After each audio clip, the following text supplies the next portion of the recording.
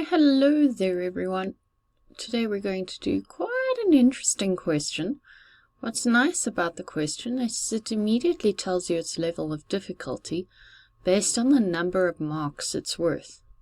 At first, if you look at it, it looks complicated and you probably feel like that. Like, what is going on?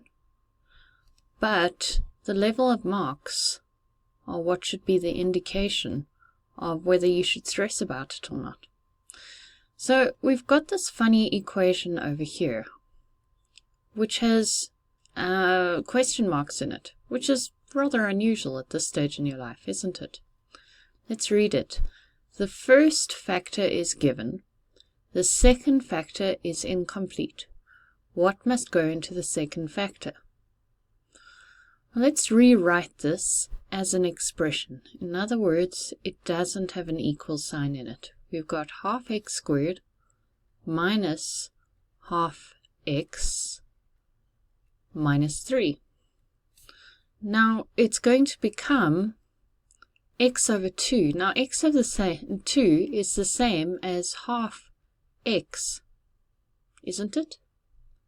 Think about it for a second. Remember, when we multiply fractions, we multiply the top with the top and the bottom with the bottom.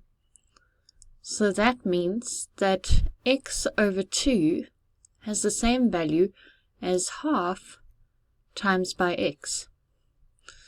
The reason why I'm changing it to that is it just makes it easier to look at. And we need to figure out what that is and what that is. Now, depending on how you do trinomials, this method depends on how you do trinomials. I'm going to do it using my normal method. And I'm going to say that the first two terms, this one times by this one, should equal that value over there. So I'm going to put half x over here. Now, what times by half x will give me half x squared? That's going to be x. Okay, so those two times together gives me a value of half x squared. Let's change to green now, because I know that the last two terms, when multiplied together, should give me the last term of the trinomial. So I've been given 1. What do I need to multiply 1 by to get to negative 3?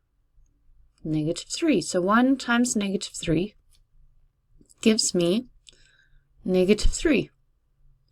Now let's see what happens when we multiply them together. And I'm going to change to blue for this. And remember that we're multiplying along these lines. So half x times negative 3 gives us 1.5x. Or at least negative 1.5x, and x times by 1, so we're going up this way now, gives me x. What is x minus 1.5x? It's going to be minus 1/2x. Now this term should be the same as the middle term, and look, it is, which should make us very happy, because that means we know that the first bracket is going to be half x plus 1, just like that over there. And the second bracket is going to be x minus 3. So that's what that is. So our final answer should be the second factor is x minus 3. And there we go. Happiness all around.